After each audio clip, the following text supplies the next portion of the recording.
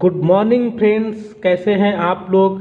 मैं जेके मौर्य स्वागत करता हूं आप लोगों का लॉर्ड बुद्धा इंस्टीट्यूट के ऑनलाइन प्लेटफॉर्म पर। तो दोस्तों, आज हम डिस्कस करने वाले हैं उत्तर प्रदेश एलटी ग्रेड परीक्षा 2018 नागरिक शास्त्र पॉलिटिकल साइंस, जो हुआ था 29 जुलाई 2018 को। इसके पहले मैंने पीजीटी जो 2016 का 2019 में एग्ज़ाम हुआ था उसका पेपर डिस्कस किया है। टीजीटी 2016 जो 19 में एग्ज़ाम हुआ था उसका भी डिस्कस कर लिया है। असिस्टेंट प्रोफेसर के एग्ज़ाम का डिस्कस कर लिया है। तो ये सारे पेपर आपको प्लेलिस्ट में मिल जाएंगे, अगर नहीं देखा है तो उसको भी ज़रूर देखें। और इसी क्रम में आज हम डिस्कस करने वाले हैं एलटी ग्रेड 2018, और इस तरह से प्रीवियस ईयर के क्रम से जो लेटेस्ट में एग्ज़ाम हुए हैं सभी के क्वेश्चन पेपर मैं आप लोगों के लिए लेके आने वाला हूं। तो अगर आप चैनल पे पहली बार आए हैं तो आप चैनल को सब्सक्राइब कर लें, लाइक कर दें और अपने दोस्तों को शेयर कर दें। तो चलिए स्टार्ट करते हैं क्वेश्चन। इसमें जो क्वेश्चन लिए गए हैं फ्रेंड्स वो टॉपिक वाइज लिए गए हैं, ठीक है। एक टॉपिक से रिलेटेड जितने भी क्वेश्चन हैं, अब उनका सीरियल नंबर अलग अलग हो सकता है, तो आप सीरियल नंबर पे ध्यान मत दीजिएगा। तो एलटी ग्रेड में नागरिक शास्त्र पॉलिटिकल साइंस से जितने भी क्वेश्चन पूछे गए थे सारे क्वेश्चन यहाँ आपको मिलेंगे। तो इसमें क्वेश्चन है संप्रभुता की अवधारणा निम्नलिखित में से मुख्यतः क्या है।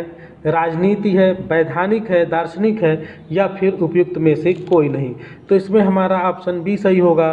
संप्रभुता की धारणा मुख्यतः वैधानिक संप्रभुता है। वैधानिक संप्रभुता उस सत्ता को कहा जाता है जिसको राज्य के लिए विधि निर्माण करने का सर्वोच्च अधिकार हो। जी हाँ दोस्तों, जिसे राज्य के लिए विधि निर्माण करने का सर्वोच्च अधिकार हो उस सत्ता को कहते हैं, और उसका आदेश विधि के समान मान्य होते हैं। चलिए नेक्स्ट क्वेश्चन की तरफ आगे बढ़ते हैं। नेक्स्ट क्वेश्चन है, इसका डिटेल में आप लोग देख सकते हैं डिस्क्रिप्शन। चलिए नेक्स्ट क्वेश्चन की तरफ आगे बढ़ते हैं। नेक्स्ट क्वेश्चन है, निम्नलिखित में से कौन सी संप्रभुता की विशेषताएं हैं। संप्रभुता की विशेषताएं कौन सी हैं। अस्थायित्व, सार्वभौमिकता। अच्छा, आप लोगों ने अगर इसके पहले जो मैंने क्वेश्चन डिस्कस किया था 2016 के जो 2019 में एग्जाम हुआ था, तो उसमें भी काफ़ी क्वेश्चंस इसमें से उसमें मैच कर रहे हैं। तो क्वेश्चंस रिपीट होते हैं, तो ये भी ध्यान रखिएगा। तो कौन सी संप्रभुता की विशेषताएं हैं आपको बताना है। तो अस्थायित्व है या सार्वभौमिकता है। तो इसमें हमारा ऑप्शन सी सही होगा। अस्थायित्व भी है और सार्वभौमिकता भी है। मैंने आप लोगों को पहले भी बताया है, संप्रभुता के कानूनी सिद्धांत के अंतर्गत संप्रभुता की कुछ 5 विशेषताएं होती हैं। पहला है पूर्णता, दूसरा है सार्वभौमिकता, तीसरा है आदेयता, चौथा है अस्थायित्व और पांचवा है अविभाज्यता। तो इन सारों को सबको आप याद रखिएगा, ठीक है। तो संप्रभुता जो होती है, अस्थायित्व होता है, यह गुण संप्रभुता से अलग कर पाना बिल्कुल भी संभव नहीं है। सार्वभौमिकता भी होनी चाहिए, राज्य के अंदर सब कुछ संप्रभु के अधीन होता है। चलिए नेक्स्ट क्वेश्चन है। नेक्स्ट क्वेश्चन आपकी स्क्रीन पे, किसी राज्य का सर्वाधिक महत्वपूर्ण तत्व कौन सा है। किसी राज्य के अगर सर्वाधिक महत्वपूर्ण तत्व की बात करें तो इसमें से कौन सा है। जनसंख्या है, भूभाग है, सरकार है या फिर संप्रभुता है। तो इसमें हमारा जो ऑप्शन सही होगा वो डी होगा, संप्रभुता। किसी राज्य का जो सर्वाधिक महत्वपूर्ण भाग है वो क्या है, संप्रभुता है। देखिए, संप्रभुता से लगातार 3 क्वेश्चन एक ही एग्जाम में पूछे गए हैं। तो राज्य के 4 आवश्यक तत्व हैं, जनसंख्या, भूभाग, सरकार, संप्रभुता। राज्य के चारों तत्वों में संप्रभुता जो है सर्वाधिक महत्वपूर्ण है, अर्थात संप्रभुता को राज्य की आत्मा कहा जाता है, ठीक है। संप्रभुता राज्य को अन्य समुदायों से अलग करती है। बहुत सारे समुदाय होते हैं लेकिन जिसमें संप्रभुता होती है वो स्पेशल हो जाता है, क्योंकि अन्य समुदायों के पास जनसंख्या तो होती है, भूभाग भी होता है, सरकार भी होती है, लेकिन संप्रभुता का अभाव। सरकार का मतलब उनका कोई लीडर बन जाता है, कुछ भी बन जाता है। चलिए नेक्स्ट क्वेश्चन की तरफ आगे बढ़ते हैं। अब राज्य की उत्पत्ति से कुछ जो सिद्धांत आए हैं उससे लिए गए हैं। तो राज्य की उत्पत्ति का सबसे प्राचीनतम सिद्धांत कौन सा है। दैवी उत्पत्ति का सिद्धांत, शक्ति का सिद्धांत या फिर सामाजिक समझौते का सिद्धांत। एक ऑप्शन मिस हो गया है, तो एक ऑप्शन है विकासवादी सिद्धांत। तो सबसे प्राचीनतम पूछा है दोस्तों, तो प्राचीनतम कौन होगा, दैवीय उत्पत्ति का सिद्धांत जो है ये सबसे प्राचीनतम है, ठीक है। राज्य की उत्पत्ति का ये सबसे प्राचीनतम सिद्धांत है, और इसके प्रति यह धारणा उत्पन्न हुई है कि राज्य ईश्वर द्वारा स्थापित एक दैवी सत्ता है, संस्था है, और राजा क्या है, ईश्वर का प्रतिनिधि होने के कारण केवल ईश्वर के प्रति उत्तरदायी होता है, उसका प्रजा से कोई लेना देना नहीं है। प्रजा का कर्तव्य है कि राजा की आज्ञाओं का हृदय से पालन करे, उसका विरोध न करे। और इस सिद्धांत के समर्थकों की बात करें तो मनु है, जेम्स प्रथम है, हीगल है, होमर है, रॉबर्ट फिल्मर है। तो इन सभी लोगों का नाम याद रखिएगा, पूछ सकता है कि कौन राज्य के दैवीय उत्पत्ति के सिद्धांत के समर्थक हैं, तो ये नाम याद रखिएगा, नोट कर लीजिए। आगे जो क्वेश्चन लिए गए हैं संकल्पनाएं टॉपिक से लिए गए हैं, तो इसमें देख लेते हैं हम लोग कितने क्वेश्चन आए हैं। तो इसमें है इन विचारकों में से कौन प्राकृतिक अधिकारों के सिद्धांत से संबंधित है। तो लॉक है, बेंथम है, ग्रीन है या फिर मार्क्स है। तो बहुत इंपॉर्टेंट क्वेश्चन है, आप सभी लोगों को पता ही होगा कि लॉक जो है ये प्राकृतिक अधिकारों से संबंध है, प्राकृतिक अधिकारों के सिद्धांत से संबंधित हैं। और लॉक ने 3 प्राकृतिक अधिकार बताए हैं, एक जीवन है, स्वतंत्रता है और संपत्ति का अधिकार। इसको प्राकृतिक अधिकार माना है और इसमें इन्होंने संपत्ति के अधिकार को सबसे महत्वपूर्ण प्राकृतिक अधिकार माना है। और अगर बेंथम की बात करें, बेंथम ने कहा है कि अधिकार कानूनों तथा केवल कानूनों का फल है। अधिकार जो है कानूनों तथा केवल कानूनों का फल है, बगैर कानून के कोई अधिकार नहीं, कानून के खिलाफ कोई अधिकार नहीं और कानूनों से पहले कोई अधिकार नहीं। तो स्टेटमेंट याद रखिएगा, जैसा कि आपको पता है कि स्टेटमेंट बहुत पूछे जाते हैं। क्वेश्चन नंबर 44 है निम्नलिखित में से कौन सा दंड का एक सिद्धांत नहीं है, पूछा है। नहीं शब्द दिया मिल जाए तो उसको आप पहले सर्किल कर लीजिए, क्योंकि दिमाग उस समय हमारा बहुत तेज काम करता है तो उसमें मिस हो सकता है। तो इसमें से कौन सा सिद्धांत नहीं है, प्रतिशोधात्मक, प्रतिरोधात्मक, विवरणात्मक या फिर सुधारात्मक। तो इसमें हमारा ऑप्शन सी सही होगा, यानी कि ये दंड का सिद्धांत नहीं है। ठीक है, बाकी जो तीनों हैं दंड के सिद्धांत हैं। तो इसका एक्सप्लेनेशन देख लीजिए। विवरणात्मक जो है दंड का सिद्धांत नहीं है। प्रतिशोधात्मक सिद्धांत का अर्थ होता है कि बदला लेना, प्रतिशोध लेना। ठीक है, इसको जैसे को तैसा कहते हैं, आँख के लिए आँख और दांत के लिए दांत। ठीक है, तो ये हो जाएगा आपका, ये है आपका। और प्रतिरोधात्मक सिद्धांत जो है ये इसका अर्थ होता है दूसरे व्यक्ति अपराधी की दुर्दशा देखकर डरे और अपराध न करे। ये प्रतिरोधात्मक क्या क्या होता है, डिटरेंट होता है कि यानी कि जो दूसरे व्यक्ति हैं वो अपराधी की दुर्दशा को देखें, डरें, इसीलिए उन्हें सज़ा दी जाती है कि दूसरे लोग उससे सबक लें और अपराध न करें। सुधारात्मक सिद्धांत क्या होता है, यह अपराधियों के चरित्र में सुधार करता है। जैसे अपराधी एक मानसिक दोषी है और अपराधी को सुधारने के लिए दंड नहीं वरन सहानुभूति की आवश्यकता होती है, तो उसको मेंटल हॉस्पिटल में भेज दिया जाता है। और विवरणात्मक सिद्धांत क्या है, यह न्याय का सिद्धांत है, याद रखिएगा। चलिए नेक्स्ट क्वेश्चन की तरफ आगे बढ़ते हैं। क्वेश्चन नंबर 46 है निम्नलिखित में से कौन सा युग्म सुमेलित नहीं है। सुमेलित कौन सा नहीं है आपको बताना है। प्राकृतिक अधिकारों का सिद्धांत, अधिकारों का वैधानिक सिद्धांत, अधिकारों का ऐतिहासिक सिद्धांत, अधिकारों का यथार्थवादी सिद्धांत। तो ये आपके सामने है, इसमें से आपको बताना है कि कौन सा ऐसा है जो सुमेलित नहीं है। इसका मतलब कि इन चारों में से 3 हैं जो सुमेलित हैं और एक जो है वो सुमेलित नहीं है। तो देखिए पहला वाला सुमेलित है, प्राकृतिक अधिकारों का सिद्धांत। अधिकार पूर्व नगर, नागर और पूर्व सामाजिक है। पूर्व जो नगर है और सामाजिक है। अधिकारों का वैधानिक सिद्धांत, अधिकार राज्य की कीर्ति है, यह भी सही है। अधिकारों का ऐतिहासिक सिद्धांत, अधिकार परंपराओं की उपज है। अधिकारों की यथार्थवादी सिद्धांत, ये क्या है, अधिकार मनुष्य की शक्तियाँ हैं। तो ये जो है सुमेलित नहीं है। ठीक है दोस्तों, ये सुमेलित नहीं है तो ये गलत होगा, तो यही हमारा आंसर हो जाएगा। ठीक है, चलिए नेक्स्ट क्वेश्चन की तरफ आगे बढ़ते हैं। नेक्स्ट क्वेश्चन है प्राकृतिक अवस्था वाले मनुष्य को आदर्श बर्बर की संज्ञा किसने दी, आपको बताना है। थॉमस हॉब्स ने, जॉन लॉक ने, रूसो ने या फिर इनमें से कोई नहीं। तो इसमें हमारा ऑप्शन सी सही है, सी सही है।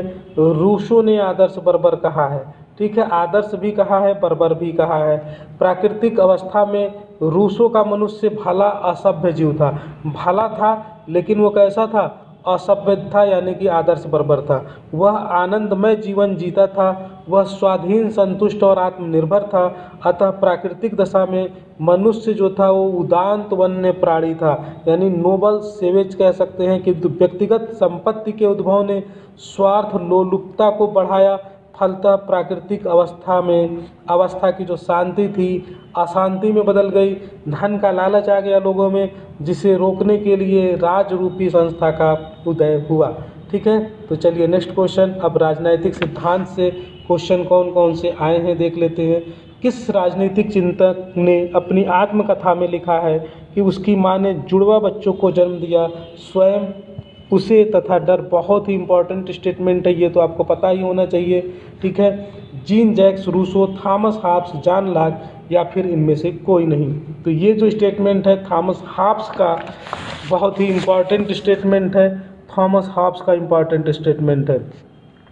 थॉमस हॉब्स ने अपनी आत्मकथा में लिखा है कि उसकी मां ने जुड़वा बच्चों को जन्म दिया, स्वयं और उसे डर को। क्योंकि जिस समय उसका जन्म हुआ था इंग्लैंड में माल मैस्वरी नामक स्थान में 5 अप्रैल 1588 को, जो इंग्लैंड पर स्पेन के भीषण आक्रमण का भी वर्ष था। वो जो था इसका इंग्लैंड पर स्पेन का भीषण आक्रमण हुआ था, तो डर की भावना भी थी, डर चारों तरफ डर का माहौल था पूरे उसके देश में।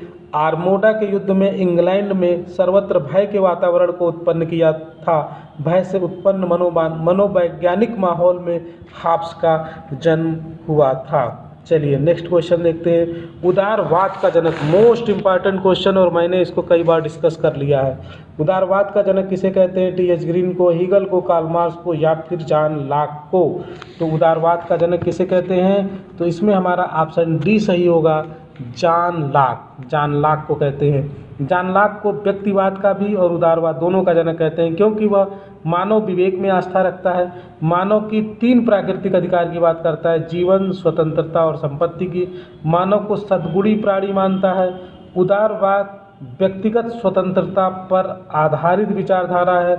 उदारवाद जो है व्यक्ति को साध्य मानता है और राज्य को साधन मानता है। ये भी ध्यान रखिएगा, उदारवाद व्यक्ति को साध्य मानता है, यानी मुख्य क्या है?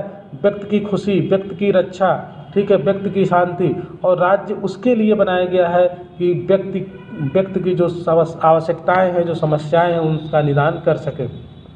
तो राज्य क्या हो गया? साधन। चलिए नेक्स्ट क्वेश्चन। स्वतंत्रता अति शासन का विरोधी है, यह किसने कहा? स्वतंत्रता जो है अति शासन का विरोधी है, यह किसने कहा?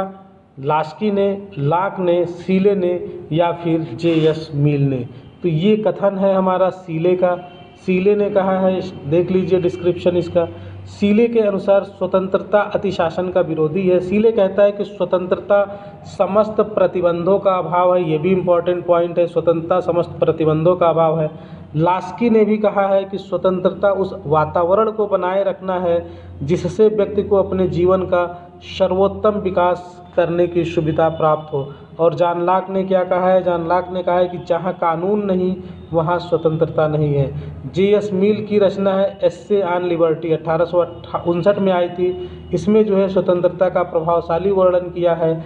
इसे स्वतंत्रता का देवदूत भी कहा जाता है, क्योंकि इसने सनकी तथा पागल व्यक्तियों को भी अपना विचार व्यक्त करने की स्वतंत्रता देने का कट्टर समर्थन किया है। उसने कहा है कि अगर एक व्यक्ति भी पूरे समाज के खिलाफ या किसी के भी विरोध में बोल रहा है तो उसको सुना जाना चाहिए, उसकी बातों को सुना जाना चाहिए, क्या पता उसकी बातें सही हों। चलिए नेक्स्ट क्वेश्चन की तरफ आगे बढ़ते हैं। क्वेश्चन नंबर 38 है, इनमें से कौन वैज्ञानिक समाजवाद का प्रतिपादक है? जे.एस. मिल, कार्ल मार्क्स, लास्की या फिर इनमें से कोई नहीं? तो इसमें हमारा ऑप्शन बी सही होगा। वैज्ञानिक समाजवाद की अगर बात करें तो कार्ल मार्क्स का नाम आता है। ठीक है, तो इसके प्रतिपादक हैं कार्ल मार्क्स, और मार्क्स ने अपने समाजवाद को वैज्ञानिक समाजवाद क्यों कहा? इसका कारण है उसका समाजवाद इतिहास पर आधारित है। इसका समाजवाद किसके आधारित है? इतिहास यानी कि तथ्य पर आधारित है। जबकि sir Thomas More, Robert Owen, Saint Simon तथा चार्ल्स फोरियर का जो समाजवाद है वो कल्पना लोकीय समाजवाद के नाम से जाना जाता है, क्योंकि यह इतिहास तथ्य पर आधारित नहीं है। मार्क्स ने कहा है कि विचारधारा मिथ्या चेतना है। विचारधारा क्या है? मिथ्या चेतना है।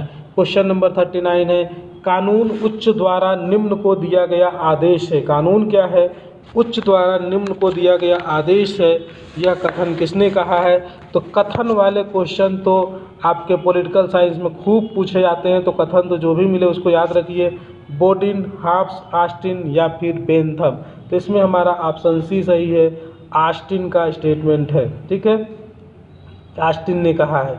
ऑस्टिन ने कहा है कि कानूनी संप्रभुता वह संप्रभुता है जिसे कानून का निर्माण करने का सर्वोच्च अधिकार होता है। कानूनी संप्रभुता के श्रेष्ठतम विचारक की बात करें तो जॉन ऑस्टिन है। हॉब्स, बेंथम, बोदा तथा बिलोवी के द्वारा भी इसका प्रतिपादन किया गया है, तो इन लोगों का नाम भी याद रखिएगा। चलिए क्वेश्चन नंबर 40 है, राजनीतिक स्वतंत्रता आर्थिक समानता के बिना एक कल्पना है। जो राजनीतिक स्वतंत्रता है आर्थिक समानता के बिना एक कल्पना है, यह किसने कहा है? ठीक है, तो ऑप्शन है जे.एस. मिल, टी.एच. ग्रीन, लास्की या फिर जी.डी.एच. कोल। तो इसमें हमारा ऑप्शन डी सही हो जाएगा, डी सही हो जाएगा। ठीक है, चलिए नेक्स्ट क्वेश्चन की तरफ आगे बढ़ते हैं। इसका स्क्रीनशॉट आप लोग ले सकते हैं। क्वेश्चन नंबर 43 है, राजनीति विज्ञान का संबंध राज्य तथा उसके साधन सरकार से है, यह किसने कहा है? ठीक है, किसने कहा है? गार्नर ने, डिमॉक ने, गिलक्रास्ट ने या फिर सीले ने। तो इसमें हमारा ऑप्शन बी सही होगा, डिमॉक ने कहा है। ठीक है, अमेरिकी राजनीतिक विचारक मार्शल एडवर्ड डिमॉक इनका पूरा नाम है। ये प्रशासनिक चिंतन है और राजनीति विज्ञान के विषय में इनका विचार है कि इसका संबंध राज्य और उसके साधन सरकार से है। इनकी प्रमुख रचना भी याद कर लीजिए, क्या है? Study of administration, a theory of organisation in public administration. ठीक है, ये प्रशासनिक चिंतक हैं। चलिए, इसलिए इन्होंने प्रशासन वाले किताब लिखे हैं। क्वेश्चन नंबर नेक्स्ट है आपका, इनमें से किसने बहुलवाद का समर्थन नहीं किया है? नहीं किया है दोस्तों, याद रखना है, बहुलवाद का समर्थन नहीं किया है। बेब, लिंड से, कैब्रे या फिर हीगल। तो इसमें हमारा ऑप्शन डी सही हो जाएगा, हीगल। इन्होंने बहुलवाद का समर्थन नहीं किया है, बाकी तीनों ने किया है। जैसे बेब, लिंड से, कैब्रे, ये सब क्या है? बहुलवादी संप्रभुता के विचारक हैं, जबकि हीगल जो है एकलवादी संप्रभुता का विचारक है। हेगल के द्वारा निरंकुश राज्य की अवधारणा का प्रतिपादन किया गया है। ठीक है, तो ये क्या करते हैं, जो सत्ता है, पावर है, जो एक ही जगह पे केंद्रित करना चाहते हैं। उन्होंने कहा राज्य धरती पर ईश्वर का अवतरण है। बहुलवादियों की बात करें तो इसमें क्या है, हीगल का यह मत है कि सत्ता का केंद्रीकरण और राज्य की निरंकुशता का समर्थन करता है। ठीक है, बहुलवादियों ने कहा कि हीगल का यह मत सत्ता का केंद्रीकरण और राज्य की निरंकुश बनाना चाहता है। बहुलवादियों का क्या मत है कि जो पावर है वो डिस्ट्रीब्यूट होना चाहिए, एक व्यक्ति के हाथ में एक जगह नहीं केंद्रित होकर, जैसे इस समय लोकतंत्र में है सभी राज्यों को पावर दिया गया है। तो इस तरह बहुलवादियों का मत है कि जो पावर होनी चाहिए वो डिस्ट्रीब्यूट होनी चाहिए, विकेंद्रीकरण होना चाहिए। राज्य का वर्ग सिद्धांत किसने प्रतिपादित किया? ऑप्शन है मार्क्स, एंजल्स, लेनिन या फिर इनमें से कोई नहीं। तो जो भी पॉलिटिकल साइंस के स्टूडेंट होते हैं उनको तो ये क्वेश्चन बिल्कुल पता होता है। तो इसमें हमारा ऑप्शन ए सही है, मार्क्स। ठीक है, तो राज्य की उत्पत्ति का मार्क्सवादी जो सिद्धांत है वो वर्ग संघर्ष की अवधारणा पर केंद्रित है। और कार्ल मार्क्स ने बताया कि जो वर्ग की उत्पत्ति हुई वो किसके कारण हुई? संपत्ति के कारण हुई, क्योंकि संपत्ति के कारण ही समाज में दो परस्पर विरोधी वर्ग का उदय हुआ। एक तो धनवान वर्ग, ठीक है, जिसे बुजुर्गा वर्ग भी कहते हैं, और दूसरा निर्धन वर्ग जिसके पास धन नहीं है, जिसे सर्वहारा वर्ग कहते हैं। और दोनों वर्गों के विरोधी हित थे। जो धनवान है, वो जो पूंजीपति है, वो ज़्यादा से ज़्यादा धन कमाना चाहता है और गरीबों का शोषण करता है। तो इसीलिए वर्ग संघर्ष की परिस्थितियां उत्पन्न हुई। क्वेश्चन है कि इनमें से अरस्तु की प्रसिद्ध पुस्तक कौन सी है? The republic, the social contract, laws या फिर पॉलिटिक्स।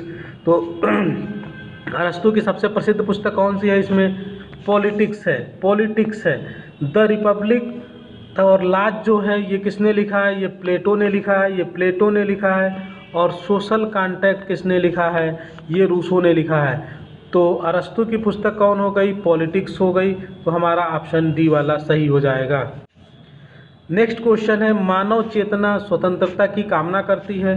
स्वतंत्रता में अधिकार शामिल है और अधिकार राज्य की मांग करते हैं। तो ये किसने कहा है? ग्रीन ने, लास्की ने, बार्कर ने या फिर इनमें से कोई नहीं। ठीक है, तो इसमें अगर देखा जाए तो ए और सी दोनों सही होगा। ए और सी दोनों सही होगा। ठीक है, क्योंकि इसको अपने शब्दों में अगर अभिव्यक्त किया करने का श्रेय तो हम बारकर को देते हैं, तथा मूल विचार टी एच ग्रीन का है। मूल विचार किसका है? टी एच ग्रीन का है। लेकिन अपने शब्दों में व्यक्त किसने किया है? बारकर ने किया है। तो इस कथन के कथनकर्ता का सही चयन अभी तक विभिन्न आयोगों की उत्तर कुंजी में स्पष्ट नहीं हो पाया है, हालांकि अधिकांशतः इसे बारकर का कथन मानते हैं। चलिए नेक्स्ट क्वेश्चन देखते हैं। अब ये आ गया आपका पॉलिटी से, इसमें संसदात्मक और अध्याचात्मक सरकार से क्वेश्चन लिए गए हैं। निम्नलिखित में से कौन सी संसदात्मक शासन की विशेषता नहीं है? संसदात्मक शासन की विशेषता नहीं है, आपको बताना है। नाम मात्र का अध्यक्ष, कार्यपालिका का निश्चित कार्यकाल, व्यवस्थापिका एवं कार्यपालिका के बीच घनिष्ठ संबंध और सामूहिक उत्तरदायित्व। तो इसमें संसदात्मक शासन की विशेषता ये नहीं है, कार्यपालिका का निश्चित कार्यकाल। बाकी नाम मात्र का अध्यक्ष होता है, जैसे अगर इंडिया में बात करें तो प्रेसिडेंट हो गया, और इंग्लैंड में बात करें तो वहाँ का क्राउन होता है। व्यवस्थापिका एवं कार्यपालिका के बीच घनिष्ठ संबंध होता है, ये भी बिल्कुल सही है। ठीक है, और सामूहिक उत्तरदायित्व भी होता है। सामूहिक उत्तरदायित्व भी होता है। ठीक है, सामूहिक उत्तरदायित्व का मतलब होता है कि अगर प्रधानमंत्री अपना रेजिग्नेशन दे दे तो पूरा मंत्रिमंडल जो होता है वो भी जो है भंग हो जाती है। ठीक है, तो इसमें हमारा ऑप्शन बी सही होगा। नेक्स्ट क्वेश्चन है राष्ट्रीय स्वतंत्रता आंदोलन से। तो इसमें से कई सारे क्वेश्चन पूछे गए हैं। स्वराज हमारा जन्मसिद्ध अधिकार है और हम इसे लेकर रहेंगे, यह नारा किसने दिया? आप सभी को पता होगा, मोस्ट इम्पॉर्टेंट क्वेश्चन है। तो ये कहा था बाल गंगाधर तिलक ने। बाल गंगाधर तिलक ने यह नारा कब दिया था? 1916 में दिया था, कांग्रेस के लखनऊ अधिवेशन में दिया था। ठीक है, तिलक ने स्वराज्य को एक राजनीतिक आवश्यकता ही नहीं अपितु नैतिक आधार पर भी इसका समर्थन किया, और तिलक के अनुसार राष्ट्र की प्रगति का मूल स्वराज में निहित है। स्वराज्य के अभाव में औद्योगिक प्रगति, राष्ट्रीय शिक्षा, सामाजिक सुधार कुछ भी संभव नहीं है। चलिए नेक्स्ट क्वेश्चन देखिए। दक्षिण अफ्रीका में महात्मा गांधी के आश्रम का नाम है, तो क्या नाम है? फिनिक्स, साबरमती, सत्याग्रह या फिर सर्वोदय। तो इसमें अगर आप थोड़ा सा कॉमन सेंस लगाएं तो विदेशी नाम केवल फिनिक्स ही दिख रहा है, बाकी तो सब इंडिया के ही नाम दिख रहे हैं। तो हमारा इसमें कौन सा सही हो जाएगा? फिनिक्स सही हो जाएगा। ठीक है, तो गांधी जी के आश्रम का नाम फिनिक्स है दक्षिण अफ्रीका में, और इन्होंने इसे कब बनवाया था? 1904 में सेठ पारसी रुस्तम जी के सहयोग से डरबन के समीप फिनिक्स नामक स्थान पर 100 एकड़ जमीन खरीदकर फिनिक्स फर्म की स्थापना की थी। चलिए नेक्स्ट क्वेश्चन है। गोपाल कृष्ण गोखले किस वर्ष अखिल भारतीय कांग्रेस समिति के अध्यक्ष बने? 1897, 1905, 1907 या फिर 1912। तो इसमें हमारा ऑप्शन बी सही है, 1905 में बने थे। 1905 में भारतीय राष्ट्रीय कांग्रेस समिति के अध्यक्ष बने थे, और इन्होंने कांग्रेस की सभापति की हैसियत से बहिष्कार का समर्थन किया था, जो 1905 में बंगाल विभाजन हुआ था, किंतु कहा कि इसका समर्थन तभी करना चाहिए जब दूसरा कोई विकल्प न हो। नेक्स्ट क्वेश्चन है, निम्नलिखित में से किस पुस्तक के लेखक बाल गंगाधर तिलक है? तो बाल गंगाधर तिलक की कौन सी पुस्तक है? The Arctic home of the Vedas, Gita Rahasya, the Orion या उपयुक्त सभी। तो इसमें अगर देखें तो चारों पुस्तकें जो है बाल गंगाधर तिलक ने लिखी है। चारों पुस्तकें बाल गंगाधर तिलक ने लिखी। क्वेश्चन नंबर नेक्स्ट है, महात्मा गांधी का राजनीतिक गुरु किसे माना जाता है? तिलक को, गोखले को, दादा भाई नौरोजी को या फिर इनमें से कोई नहीं? तो गोखले को माना जाता है तिलक का राजनीतिक गुरु। ठीक है, सर्वप्रथम गोखले और गांधी जी की मुलाकात कहाँ हुई थी? 1896 में हुई थी, और दूसरी मुलाकात कब हुई थी? 1901 में अफ्रीका में हुई थी, जहाँ गांधी जी गोखले की नेतृत्व शैली और संघर्ष के तरीकों से प्रभावित हुए। भारत आने के पश्चात गांधी जी ने अंग्रेजों के विरुद्ध आंदोलन के उन्हीं तरीकों का प्रयोग किया। और आप लोग कमेंट बॉक्स में बताएं कि गोखले को एक और लीडर का राजनीतिक गुरु कहा जाता है, वो कौन है? चलिए बता ही देते हैं, जिन्ना के भी राजनीतिक गुरु हैं गोखले जी, और गांधी जी के भी हैं। चलिए नेक्स्ट क्वेश्चन तिलक को भारतीय अशांति का जनक की संज्ञा किसने दी? तिलक को भारतीय अशांति का जनक वैलेंटाइन, सिरोल, वर्ड्सवर्थ, एनी बेसेंट या फिर इनमें से कोई नहीं। तो देखिए ये इसमें तिलक से रिलेटेड कई सारे क्वेश्चंस आए हुए हैं एक ही एग्जाम में। तो तिलक के बारे में अच्छे से पढ़िएगा क्योंकि इनका बहुत ही महत्वपूर्ण योगदान था शुरुआती दौर में। गांधी जी से पहले इन्होंने मास को इकट्ठा किया, इतनी सारी संख्या में लोगों को एकत्रित किया था और आंदोलन, जन का आंदोलन बनाया था बंगाल विभाजन के बाद। तो चलिए इसका आंसर कौन सा सही हो जाएगा? ए सही हो जाएगा, वैलेंटाइन सिरोल। इसको जो है इसने तिलक को भारतीय अशांति का जनक कहा है। अब कुछ क्वेश्चंस जो भारतीय संविधान से आए हुए हैं, काफ़ी क्वेश्चंस आए हुए हैं, इसको हम लोग डिस्कस कर लेते हैं। भारत के राष्ट्रपति की अनुपस्थिति में यदि उपराष्ट्रपति उपलब्ध नहीं है तो निम्नलिखित में से कौन राष्ट्रपति की तरह कार्य कर सकता है? यानी कि भारत के राष्ट्रपति भी अनुपस्थित हैं, उपराष्ट्रपति भी अनुपस्थित है, तो कौन कार्य करेगा भारत के राष्ट्रपति की तरह? भारत का मुख्य न्यायाधीश, प्रधानमंत्री, लोकसभा अध्यक्ष, भारत का महान्यायवादी। तो ये देखिए प्रधानमंत्री तो नहीं कर सकता है क्योंकि कार्यपालिका का प्रमुख है, लोकसभा अध्यक्ष भी नहीं कर सकता, उसको संसद चलाना है। महान्यायवादी तो सरकार का वकील होता है तो वो भी नहीं कर सकता है। कौन सही होगा? भारत के मुख्य न्यायाधीश। इसको याद रखिएगा, मोस्ट इम्पॉर्टेंट क्वेश्चन है, ठीक है। और अब तक भारत में एक बार ऐसा हुआ है कि जो मुख्य न्यायाधीश हैं भारत के, उन्होंने कार्यवाहक राष्ट्रपति के रूप में कार्य किया। कौन थे? एम हिदायतुल्लाह। ये एकमात्र ऐसे मुख्य न्यायाधीश हैं जिन्होंने 20 जुलाई 1969 से 24 अगस्त 1969 तक कार्यवाहक राष्ट्रपति के रूप में कार्य किया था। तो नेक्स्ट क्वेश्चन है, भारतीय संविधान के अनुच्छेद 108 के अंतर्गत लोकसभा और राज्यसभा की संयुक्त बैठक कौन आहूत करता है? ठीक है, तो ऑप्शन है भारत का राष्ट्रपति, लोकसभा अध्यक्ष, प्रधानमंत्री या फिर राज्यसभा का सभापति। तो इसमें जो है हमारा पहला ऑप्शन सही है। संयुक्त बैठक को आहूत कौन करवाएगा? राष्ट्रपति करवाएगा। लेकिन अगर आपसे पूछ लिया जाए कि इसकी अध्यक्षता कौन करेगा, तो अध्यक्षता करेगा लोकसभा का अध्यक्ष। लोकसभा का अध्यक्ष इसकी अध्यक्षता करेगा। संयुक्त बैठक बुलाएगा कौन, आहूत कौन करता है? तो भारत का राष्ट्रपति करता है। अगर मान लीजिए लोकसभा का अध्यक्ष नहीं है, उपस्थित नहीं है, तब कौन करेगा? तो लोकसभा का जो उपाध्यक्ष होगा वो करेगा। और अगर वो भी उपस्थित नहीं है तो राज्यसभा का जो सभाध्यक्ष है वो बिल्कुल नहीं करेगा।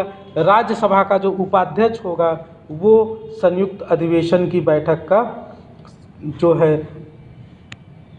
अध्यक्षता करेगा।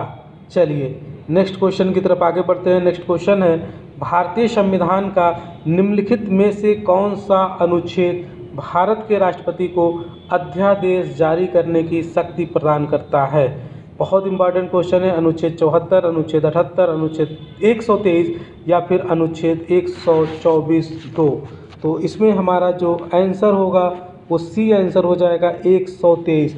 ऐसा तब होता है जब लोकसभा न चल रही हो, ठीक है, संसद न चल रहा हो, उस समय अगर कुछ ऐसी ज़रूरत पड़ती है, ऐसी आवश्यकता पड़ती है कि तत्काल में कोई कानून बनाना हो तो अध्यादेश के माध्यम से अध्यादेश राष्ट्रपति के द्वारा जारी किया जा सकता है।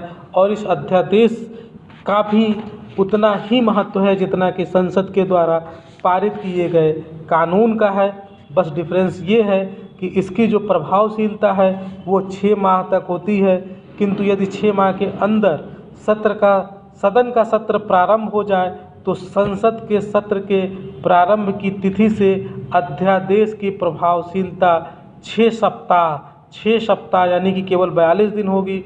और 42 दिन के अंदर इसको दोनों सदनों से पास कर दिया जाना चाहिए, अन्यथा अध्यादेश जो है स्वतः निष्प्रभावी हो जाता है। और अगर इसको राष्ट्रपति चाहें तो कभी भी वापस ले सकता है।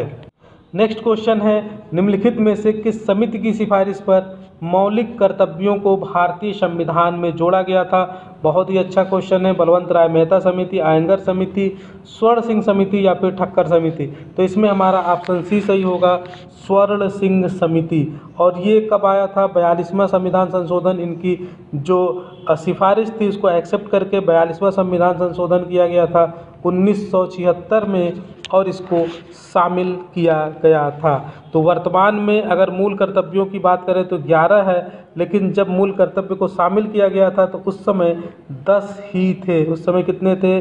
10 ही थे। और ये 11वां संविधान, मतलब ये जो 11वां मूल कर्तव्य है, ये कब लाया गया? 86वें संविधान संशोधन 2002 के द्वारा। चलिए नेक्स्ट क्वेश्चन है, किस संविधान संशोधन द्वारा केंद्रीय मंत्रियों की संख्या लोकसभा की कुल संख्या के 15% पर सीमित कर दी गई है? ठीक है, जो केंद्रीय मंत्रियों की संख्या होगी लोकसभा के कुल सदस्यों की संख्या की 15% होगी। तो ये पूछा जा रहा है कि किस संविधान संशोधन के द्वारा ऐसा किया गया? तो 91वां संविधान संशोधन, 92वां, 93 या फिर इनमें से कोई नहीं? तो इसमें से हमारा पहला सही है, जो 91वां संविधान संशोधन था 2003 में आया था, और इसके अंतर्गत अनुच्छेद जो 75 है इसमें एक क जोड़ा गया, एक क जोड़ा गया, और एक क जोड़ करके मंत्री परिषद में प्रधानमंत्री सहित सदस्यों की कुल संख्या लोकसभा के कुल सदस्य संख्या का 15% से अधिक नहीं होगा, कम हो सकता है। ये इसमें जोड़ा गया संविधान में। और इस प्रकार वर्तमान में केंद्रीय मंत्रियों की अगर अधिकतम संख्या की बात करें तो 82 हो सकती है। ठीक है, जो 15% है कुल सदस्यों की संख्या का। नेक्स्ट क्वेश्चन है, भारतीय संविधान के किस अनुच्छेद में निर्वाचन के लिए प्रावधान है? निर्वाचन के लिए प्रावधान अनुच्छेद 320, अनुच्छेद 322, अनुच्छेद 324 या फिर अनुच्छेद 326? तो इसमें हमारा ऑप्शन कौन सा सही हो जाएगा? सी वाला सही हो जाएगा। अनुच्छेद 324 में निर्वाचन का प्रावधान किया गया है।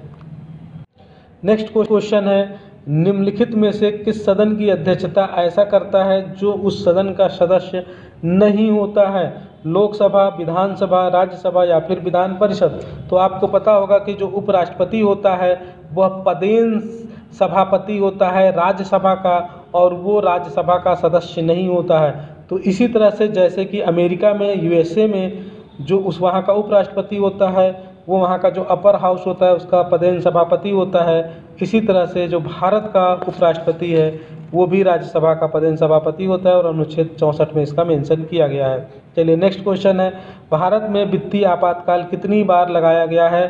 तो आपको पता होना चाहिए कि अभी तक एक भी बार वित्तीय आपातकाल नहीं लगाया गया है, और वित्तीय आपातकाल की बात की गई है अनुच्छेद 360 में। ठीक है, चलिए नेक्स्ट क्वेश्चन की, स्पीकर निर्णायक मत का प्रयोग कब कर सकता है? महाभियोग प्रस्ताव पर, अनुच्छेद 368 से संबंधित विधेयक पर, अनुच्छेद 52 से संबंधित विधेयक पर, समान मत आने पर? तो इसमें कौन सा सही होगा? ऑप्शन डी सही होगा। जो स्पीकर होता है ऐसे सामान्य परिस्थितियों में तो वह अपना मत नहीं देता है, लेकिन अगर समान मत हो जाए पक्ष और विपक्ष में तो जो कास्टिंग वोट होगा वो किसका होगा? स्पीकर का होगा। तो स्पीकर जिसको वोट करेगा वो पास हो जाएगा। तो इसमें जो है स्पीकर सरकार का ही होता है, तो जाहिर सी बात है वो सरकार के बिल का समर्थन करेगा ही। चलिए नेक्स्ट क्वेश्चन की तरफ आगे बढ़ते हैं। भारतीय संविधान का कौन सा भाग नागरिकता से संबंधित है? आपको बताना है। ऑप्शन ए है भाग 2, भाग 3, भाग 4 और भाग 5। तो आपको क्या करना है कि जितने भी भाग हैं स्टार्टिंग वाले 11-12 तक, उन सभी भागों को वैसे आप पूरा याद रखें कम से कम। तो इसमें से क्या है कि क्वेश्चन मोस्टली पूछे जाते हैं भाग से संबंधित। तो इसमें कौन सा ऑप्शन सही होगा? ऑप्शन ए सही होगा। नागरिकता किस भाग में बात की गई है? भाग 2 में। और नागरिकता के लिए जो अनुच्छेद है वो कौन कौन से हैं देख लीजिए। अनुच्छेद 5 से 11 तक में नागरिकता का प्रावधान है, और अनुच्छेद 11 में संसद को नागरिकता के संबंध में विधि बनाने की शक्ति दी गई है। भारत का संविधान भारत को निम्नलिखित में से क्या घोषित करता है? एक स्वैच्छिक संघ, एक परिसंघ, राज्यों का यूनियन या फिर एक संघ? ठीक है। तो ये पहले ही आर्टिकल में कहा गया है अनुच्छेद 1 में, तो इसमें हमारा ऑप्शन सी सही होगा। राज्यों का एक यूनियन समूह है। संविधान के अनुच्छेद 1 में कहा गया है कि भारत अर्थात इंडिया राज्यों का संघ होगा। भारत अर्थात इंडिया राज्यों का संघ होगा। चलिए नेक्स्ट क्वेश्चन की तरफ आगे बढ़ते हैं। भारत का संविधान निम्नलिखित में से किसको अवशिष्ट शक्तियाँ देता है? अवशिष्ट शक्तियाँ किसको देता है? राज्यों को, केंद्र को। केंद्र तथा राज्य दोनों को, उपयुक्त में से कोई नहीं। तो इसमें हमारा ऑप्शन बी सही हो जाएगा, केंद्र को। जो अवशिष्ट शक्तियाँ हैं, आपको पता होगा कि शक्तियाँ जो हैं वो 3 तरह से शक्तियों का विकेंद्रीकरण किया गया है। एक सेंट्रल लिस्ट बनाया गया है, केंद्रीय सूची, एक है राज्य सूची और एक है कॉन्करेंट लिस्ट। कॉन्करेंट लिस्ट में दोनों कानून बना सकते हैं। इन सब के अलावा कुछ अवशिष्ट शक्तियां हैं, जो ऐसी शक्तियां जिसका मेंशन इन तीनों में नहीं है, तो उसका प्रयोग केंद्र सरकार करेगी। जब भी कुछ ऐसी चीज़ें आएंगी जो उसमें मेंशन नहीं होगा, तो अवशिष्ट शक्तियों का प्रयोग कौन करेगा? केंद्र सरकार करेगी। ठीक है दोस्तों, और ये किस अनुसूची में है? संविधान की 7वीं अनुसूची में है। अनुच्छेद की बात करें तो 248 में लिखा हुआ है। और ये जो शक्ति है ये केंद्र की अनन्य शक्ति है। अनन्य शक्ति का मतलब होता है केवल और केवल केंद्र सरकार ही कानून बना सकती है, कोई और नहीं बना सकता है। चलिए क्वेश्चन नंबर 18 है, संविधान की प्रारूप समिति का अध्यक्ष कौन था? ये सब तो फेवरेट क्वेश्चन है एग्जाम्स के। ठीक है, तो NG Iyengar, KM Munshi, DP Khetan या फिर BR अम्बेडकर। तो इसमें सभी को पता होगा BR अम्बेडकर जी हैं। ठीक है, जो प्रारूप समिति के अध्यक्ष थे। और इसमें जो 7 सदस्य हैं उनका भी नाम आप याद रखिएगा। 7 सदस्य कौन कौन से थे? N गोपाल स्वामी आयंगर, KM मुंशी, अल्लादी कृष्ण स्वामी अय्यर, सैयद मोहम्मद सादुल्ला, BL मित्र। BL मित्र थोड़े समय के लिए ही रहे थे, उसके बाद हट गए थे और उनके स्थान पर माधव राव सदस्य बने थे। DP खेतान, इनकी मृत्यु हो जाने से कृष्ण माचारी को सदस्य बनाया गया था। तो इन 7 लोगों के नाम याद रखिएगा, बहुत इंपॉर्टेंट है, इनसे क्वेश्चन पूछे जा सकते हैं। नेक्स्ट क्वेश्चन है, भारत की संविधान निर्मात्री सभा का कानूनी सलाहकार कौन था? HN कुंजरू, BN राव, सच्चिदानंद सिन्हा या फिर BR अम्बेडकर। तो ये तो आप लोगों को पता ही होगा, कानूनी सलाहकार की बात हो रही है, इसमें BN राव थे, अम्बेडकर जी नहीं थे। ठीक है, BN राव कौन थे? कानूनी सलाहकार थे। चलिए नेक्स्ट क्वेश्चन की आगे बढ़ते हैं। नेक्स्ट क्वेश्चन है, निम्नलिखित में से कौन सा युग्म सुमेलित नहीं है? आपको बताना है कि इनमें से कौन सा है जो सुमेलित नहीं है। पहला है समानता का अधिकार 14 से 18, धार्मिक स्वतंत्रता का अधिकार 23-24, संस्कृति और शिक्षा संबंधी अधिकार 29-30 और स्वतंत्रता का अधिकार 19 से 22। तो देखिए ये फंडामेंटल राइट से क्वेश्चन पूछ लिए गए हैं। तो मैंने आप लोगों को बताया था कि 1 से लेकर के 51 तक जो है ये तो बिल्कुल आपकी जुबान पे याद होना चाहिए, एक एक आर्टिकल। तो इसमें हमारा ऑप्शन बी वाला जो है वो गलत है, यानी कि सुमेलित नहीं है। ठीक है, ये सुमेलित नहीं है। 23-24 लिखा है, ये 23-24 न हो करके 25 से 28 होता है। चलिए नेक्स्ट क्वेश्चन की तरफ। नेक्स्ट क्वेश्चन है हमारा, एक अंतर्राज्यीय परिषद की स्थापना की जा सकती है राष्ट्रपति द्वारा, संसद द्वारा, राष्ट्रीय विकास परिषद द्वारा या फिर क्षेत्रीय परिषद के द्वारा। तो इसमें से कौन सा सही होगा? पहला सही हो जाएगा, राष्ट्रपति के द्वारा। जो अंतर्राज्यीय परिषद है इसकी स्थापना राष्ट्रपति द्वारा की जा सकती है। और भारतीय संविधान के अनुच्छेद 263 में प्रावधान है, राष्ट्रपति को ऐसा प्रतीत होता हो यदि कि अंतर्राज्यीय परिषद की स्थापना से लोकहित की सिद्धि होगी तो वह एक आदेश द्वारा ऐसी परिषद की स्थापना कर सकेगा। भारतीय संविधान में कितनी अनुसूचियां हैं? 9, 10, 11 या फिर 12। तो अगर वर्तमान की बात करें तो 12 अनुसूचियां हैं। जब हमारा संविधान बना था तो मूल रूप से 8 ही थी। बाकी जो 4 अनुसूचियां जोड़ी गई हैं बाद में संविधान संशोधन के द्वारा। जो 9वीं अनुसूची जोड़ी गई वो प्रथम संविधान संशोधन 1951 के द्वारा जोड़ा गया। 10वीं जो अनुसूची थी वो 52वें संविधान संशोधन 1985 के द्वारा जोड़ा गया। ठीक है, 11वीं जो अनुसूची थी वो 73वें संविधान संशोधन 1992 जिसमें कि ग्राम पंचायत जोड़ा गया था। 12वीं अनुसूची जो है नगर पालिका ठीक है, ये 74वें संविधान संशोधन अधिनियम 1992 के द्वारा जोड़ा गया था। नेक्स्ट क्वेश्चन है, पंचायती राज से संबंधित निम्नलिखित समितियों पर विचार कीजिए, उन्हें काल क्रमानुसार व्यवस्थित कीजिए। अशोक मेहता समिति, बलवंत राय मेहता समिति, LM सिंघवी समिति या फिर थुंगन समिति। तो इसमें दोस्तों जो सही क्रम होगा वो कौन सा होगा देख लेते हैं। सबसे पहले इसमें आया था बलवंत राय मेहता समिति, तो ये आपका 1 नंबर पे हो जाएगा। ये आया था 1957 में। इसके बाद अशोक मेहता समिति, ये दूसरे नंबर पे हो जाएगा, 1977 में आया था।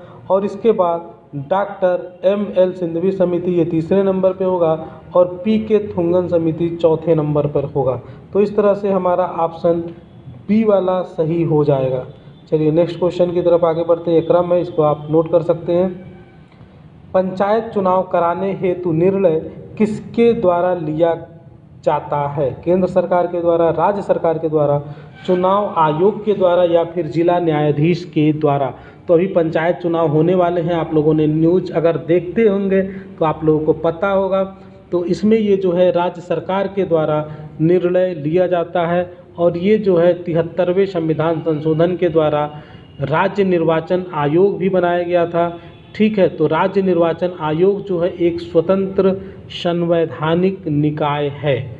चलिए नेक्स्ट क्वेश्चन है 20 नंबर 9, भारतीय संविधान का कौन सा अनुच्छेद अंतर्राष्ट्रीय संबंधों से संबंधित है? अनुच्छेद 50, 51, 52 या फिर 53?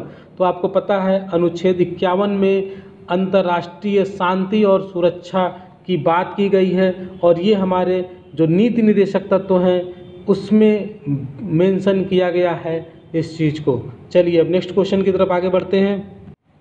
ये प्राचीन विचारक से प्रश्न है, तो चलिए इसको हम, इसमें करना क्या है कि 2 सूची दी हुई है, इसको मैच करना है। चिंतक दिया है और उसकी कीर्ति दी है।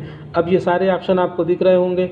चलिए अब आप लोग इसका आंसर बताइए, कौन सा किससे मैच कर रहा है? Hobbes the social contract, Locke Leviathan, Rousseau the 2 treatise on civil government, इसको मैच करना है आप लोगों को। तो आपको पता होगा कि हाब्स ने कौन सी बुक लिखी है? लेवियाथन लिखी है। तो इसको आप 2 से मिला दीजिए। तो ए में 2 केवल एक ही में है, तो आपका यहीं से आंसर आपका क्लियर हो गया। तो कौन सा आंसर सही होगा? सी। बाकी देख लीजिए आप लोग, लाक ने कौन सी बुक लिखी है? 2 ट्रीटीज ऑन सिविल गवर्नमेंट। और रूसो ने लिखा है द सोशल कॉन्ट्रैक्ट, ये तो बहुत ही फेमस है। ठीक है, तो आप लोग इसको देख सकते हैं, डिस्क्रिप्शन में भी डिटेल देख सकते हैं। चलिए नेक्स्ट क्वेश्चन की तरफ आगे बढ़ते हैं। प्लेटो ने एक आदर्श राज्य की जनसंख्या निश्चित की है। आदर्श राज्य की जनसंख्या कितनी निश्चित की है? 1800 व्यक्ति, 5040 व्यक्ति, 10,000 व्यक्ति या फिर 20,000 व्यक्ति? तो इसमें बी वाला ऑप्शन सही है, 5000 व्यक्ति निर्धारित की है प्लेटो ने। नेक्स्ट क्वेश्चन है, मनुस्मृति में कितने अध्याय हैं? 10, 11, 12 या फिर 21?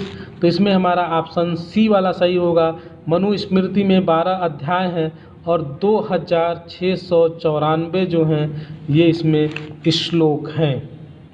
नेक्स्ट क्वेश्चन है, दास कैपिटल इनमें से किस विचारक का ग्रंथ है? हीगल का, मार्क्स का, लेनिन का या फिर इनमें से कोई नहीं? तो ये आपको पता होगा, ये मार्क्स का ग्रंथ है। दास कैपिटल मार्क्स का ग्रंथ है। ठीक है, चलिए नेक्स्ट क्वेश्चन की तरफ आगे बढ़ते हैं। लेकिन उससे पहले थोड़ा सा डिस्क्रिप्शन भी देख लीजिए, इंपॉर्टेंट पॉइंट है इसके अंदर। मार्क्स के द्वारा ये पुस्तक जो लिखी गई, इसकी महत्वपूर्ण पुस्तक है दास कैपिटल, 1867 में लिखी गई है। और इस पुस्तक को मार्क्सवाद का बाइबिल भी कहते हैं। मार्क्सवाद का क्या कहते हैं? बाइबिल कहते हैं। यह रचना पूंजीपतियों द्वारा उनकी शोषणकारी नीतियों की आलोचना पर आधारित है। और कार्ल मार्क्स के जो विचार हैं वह यथार्थवाद पे केंद्रित हैं। यथार्थवाद पे केंद्रित है।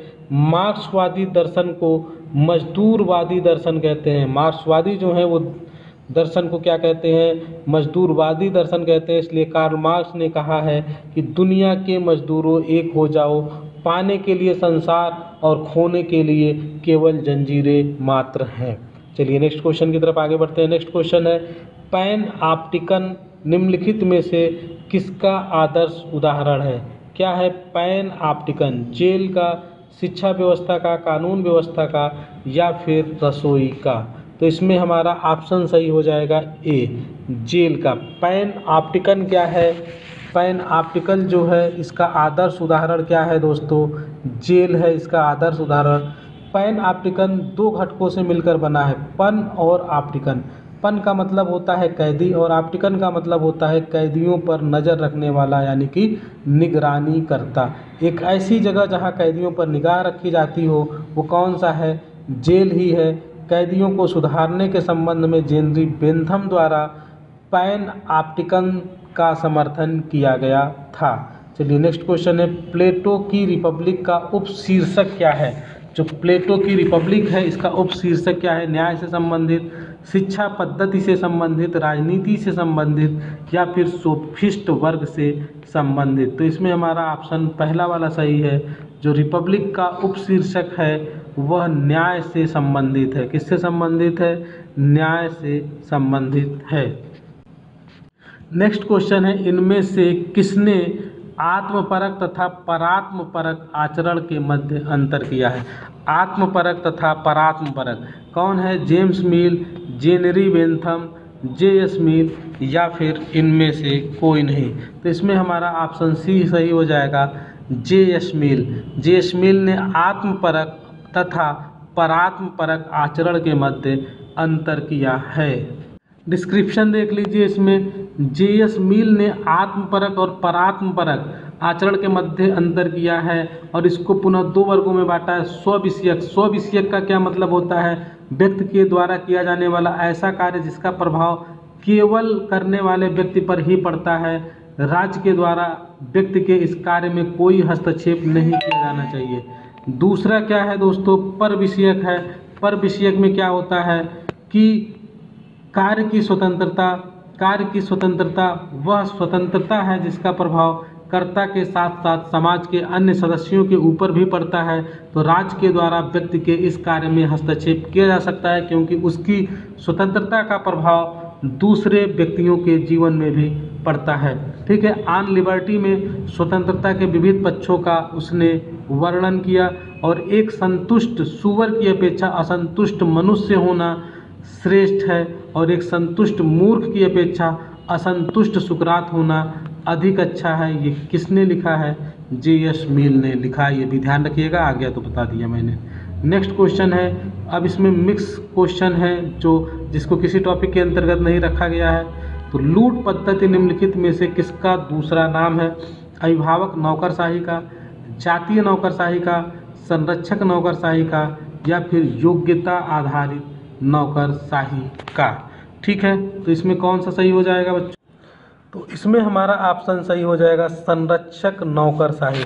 संरक्षक नौकरशाही का दूसरा नाम ही है लूट पद्धति और इस प्रकार की नौकरशाही में लोक सेवकों की नियुक्ति उनकी योग्यता और प्रतियोगिता के आधार पर न होकर नियोक्ता और लोक सेवकों के पद के अभ्यर्थियों के राजनीतिक संबंधों के आधार पर होती है।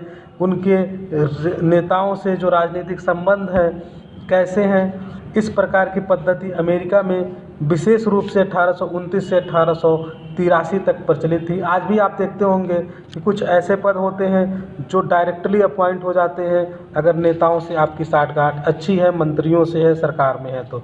चलिए नेक्स्ट क्वेश्चन है, सन 1985 में भारतीय प्रधानमंत्री ने एशिया में क्षेत्रीय सहयोग के लिए किस संगठन की स्थापना में महत्वपूर्ण भूमिका का निर्वहन किया? इसका आंसर देना है, ऑप्शन है दक्षिण एशियाई क्षेत्रीय सहयोग संगठन, दक्षिण पूर्व एशियाई राष्ट्रों का संगठन, सी है बंगाल की खाड़ी का आर्थिक सहयोग संघ और डी है उपयुक्त सभी। तो इसमें हमारा ऑप्शन ए सही है, दक्षिण एशियाई क्षेत्रीय सहयोग संगठन। इसके बारे में डिटेल में देख लीजिए, कब बना था ये, डिस्क्रिप्शन देख लेते हैं इस क्वेश्चन का। इसकी स्थापना कहाँ हुई थी? दक्षिण एशियाई क्षेत्रीय सहयोग संगठन की 1985 में हुई थी और ये 8 सदस्यीय संगठन है। 8 सदस्यीय संगठन है। 8 दिसंबर 1985 को बांग्लादेश की राजधानी ढाका में इसकी स्थापना की गई थी। इसका मुख्यालय कहाँ है? काठमांडू में है। काठमांडू कहाँ है? नेपाल में है। 13वां सार्क शिखर सम्मेलन 2005 ढाका बांग्लादेश में। अफ़गानिस्तान इस संगठन का 8वां सदस्य बना था, यानी कि 2005 में अफ़गानिस्तान इसका सदस्य बना था। 14वां सार्क शिखर सम्मेलन कहाँ हुआ था? 2007 में नई दिल्ली में हुआ था। ठीक है, नई दिल्ली में भारत जो है अफ़गानिस्तान जो है बतौर सदस्य शिखर सम्मेलन में पहली बार शामिल हुआ था। अब इसके सदस्य देख लीजिए, ये भी इम्पॉर्टेंट है, अफ़गानिस्तान, बांग्लादेश, भूटान, भारत, मालदीव, नेपाल, पाकिस्तान और श्रीलंका। इसमें भारत के प्रधानमंत्री राजीव गांधी ने इसमें महत्वपूर्ण भूमिका निभाई थी इसकी स्थापना में। नेक्स्ट क्वेश्चन है, इनमें से कौन निर्गुट आंदोलन का संस्थापक नेता नहीं था? Pandit Nehru, colonel Nasser, marshal Tito या फिर कर्नल गद्दाफी। तो इसमें से 3 नेता थे और एक नहीं था। वो कौन नहीं था? कर्नल गद्दाफी नहीं थे, बाकी ये तीनों लोग थे। इनका नाम याद रखिएगा, बहुत इंपॉर्टेंट है, जिसे आप कहते हैं नॉन अलाइनमेंट मूवमेंट कहते हैं, गुट निरपेक्ष आंदोलन कहते हैं। ठीक है, इसमें भारत के प्रधानमंत्री की बहुत ही महत्वपूर्ण भूमिका थी। नेक्स्ट क्वेश्चन है, निम्नलिखित में से कौन सा भारतीय विदेश नीति में पंचशील का सिद्धांत नहीं है? अनाक्रमण, अहस्तक्षेप, शांतिपूर्ण सह अस्तित्व या फिर यथार्थवाद। ठीक है, तो इसमें जो है डी वाला ऑप्शन जो है यथार्थवाद, यह भारतीय विदेश नीति में पंचशील का सिद्धांत नहीं है। पंचशील का सिद्धांत क्या है आप लोग देख लीजिए। ये कब हुआ था? 29 अप्रैल 1954 को बीजिंग में चीनी प्रधानमंत्री चाउ एन लाई और भारतीय प्रधानमंत्री जवाहरलाल नेहरू के मध्य शांति और मैत्रीपूर्ण संबंधों के लिए पंचशील समझौते पर हस्ताक्षर किया गया था। ये पंचशील समझौता क्या था? 5 सिद्धांत देख लीजिए। एक दूसरे की अखंडता और संप्रभुता का सम्मान, परस्पर अनाक्रमण, आंतरिक मामलों में अहस्तक्षेप, समान तथा पारस्परिक लाभ पर आधारित संबंध, शांतिपूर्ण सह अस्तित्व। इसमें यथार्थवाद शामिल नहीं है। चलिए नेक्स्ट क्वेश्चन है, बस 2 क्वेश्चन और बचे हैं दोस्तों। फांसीवाद के संबंध में सही युग्म की पहचान कीजिए। फांसीवाद के संबंध में सही युग्म Italy Mussolini, Germany Mussolini, Italy Hitler और जर्मनी हिटलर। इसमें एक ही सही युग्म है, उसकी पहचान करनी है। तो मुसोलिनी कहाँ से था? इटली से था। मुसोलिनी कहाँ से था? इटली से था। और फांसीवाद के संबंध में यही सही युग्म है। फांसीवाद का जन्म प्रथम विश्व युद्ध के दौरान इटली में हुआ, जब मुसोलिनी के नेतृत्व में 23 मार्च 1919 को मिलान में पहले फांसीवादी आंदोलन का प्रारंभ हुआ। चलिए नेक्स्ट क्वेश्चन है आपका, इनमें से किसने दबाव गुटों को एक अज्ञात साम्राज्य की संज्ञा दी है? दबाव गुटों को एक अज्ञात साम्राज्य, फाइनर, कासल्स, रोडी या फिर इनमें से कोई नहीं। ये दबाव समूह का क्वेश्चन आ गया, तो इसमें हमारा ऑप्शन ए सही होगा। ये फाइनर का स्टेटमेंट है। ठीक है, तो बस इतने ही क्वेश्चन आए थे पॉलिटिकल साइंस से, सिविक्स से, आपके जो LT ग्रेड का एग्ज़ाम था TGT का। तो आप लोग कमेंट बॉक्स में बताएं कि आप लोगों को ये सीरीज़ कैसी लग रही है। अगर आप लोग इंटरेस्ट दिखाएंगे तभी हम आगे की सीरीज़ लेके आएंगे। अपना सुझाव हमें दें, और अगर चैनल पे पहली बार आए हैं तो चैनल को सब्सक्राइब कर लीजिए। इस तरह से अभी तक जितने भी एग्ज़ाम हुए हैं पॉलिटिकल साइंस से, ठीक है, चाहे वो असिस्टेंट प्रोफेसर हो, TGT हो, PGT हो, LT ग्रेड हो, उन सभी के सॉल्यूशन हम आपके लिए लेके आने वाले हैं। तो आप लोग हमारी इस सीरीज़ को देखते रहें। थैंक यू गाइज, मिलते हैं नेक्स्ट क्लास में।